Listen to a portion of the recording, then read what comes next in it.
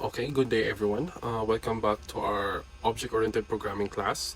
So in your previous semester, you guys learned the basic concepts of programming, such as variables, data types, operators, conditions, loops, and functions. These are the building blocks of programming. So today we're going to learn one of the most important concept in software development, which is object-oriented programming, or simply OOP. Before we start writing code, we need to understand the concept behind the object-oriented programming, because programming is not only about syntax, it's also about learning how to solve problems and organize our code effectively. So by the end of this lesson, you should be able to understand or to answer these three questions.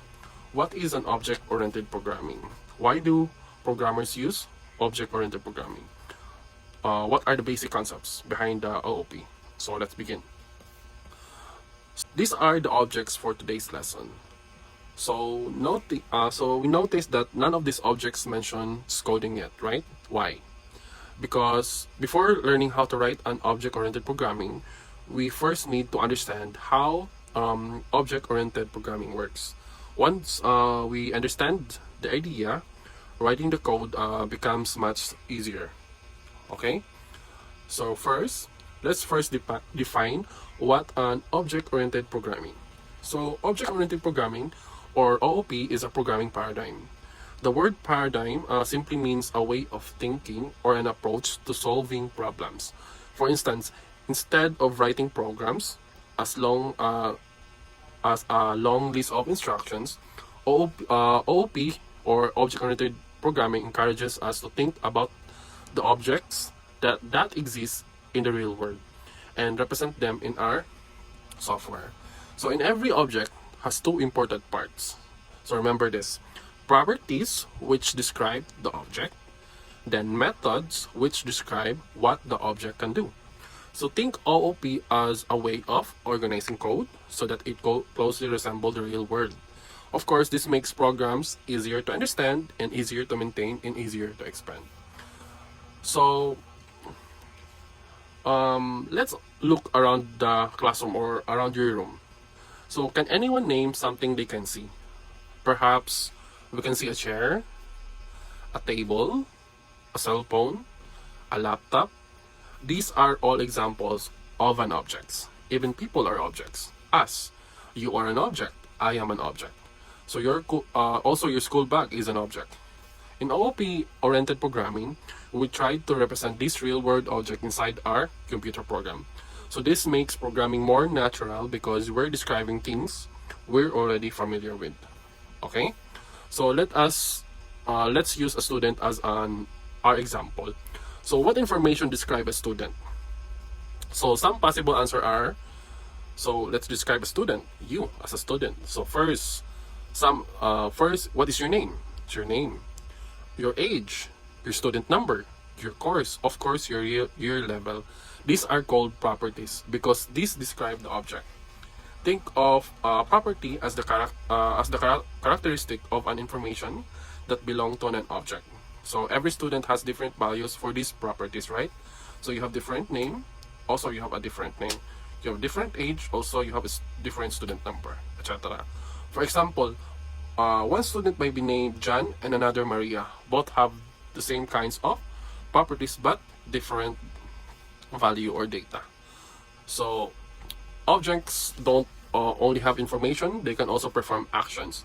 So in programming, we call these actions for methods, or behaviors. For students, some methods could be what a student can do.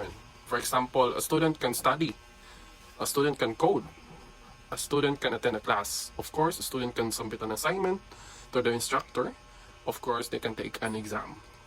Notice these differences. Properties describe what an object has. Method describe what an object does. Right? Remember that.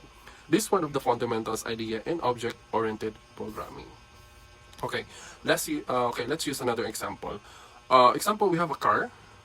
A car has a property such as its brand, color, model, and a current speed. But a car can also perform actions, right? So it can start. So a car can start, a car can stop, a car can accelerate. Of course, a car can brake. When we create a car object in oriented programming, we place both those information and its actions together. So this organization makes us make our program easier to understand because everything related to the car is kept in a one place. Okay, we created those properties, also those methods. So now let's answer the most important questions. So why do software developers use object-oriented programming? So why do we need to use object-oriented programming? So imagine creating a school management system with 5,000 students. So without OOP, you might end up writing thousands separate variables and also repeating a same code over and over again. With OOP, you define the structures. Of course, a student once, then create as many student objects as you needed.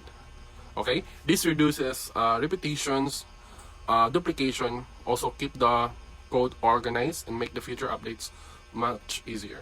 This is why OOP is used as a large software projects around the world. So OOP actually uses on every big companies because OOP is much cleaner in a specific way and easy to read when we try to check our code.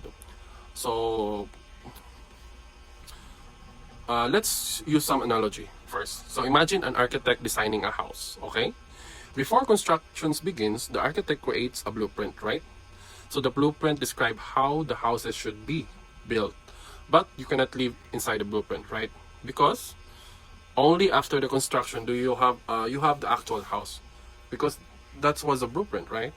So in object-oriented programming, the blueprint is called a class, while the actual house is called an object.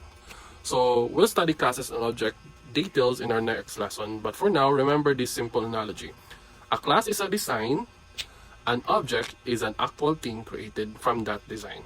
Okay? So in summary, let's summarize what we learned today. So object-oriented programming is a way of designing a software by representing a real-world objects.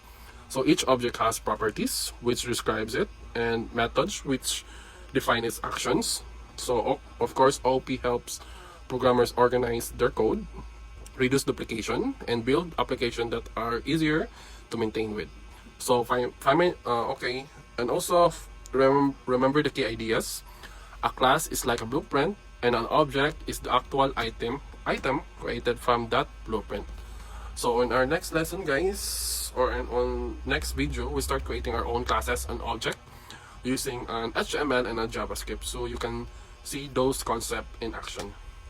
So see you on the next video, guys, and good day.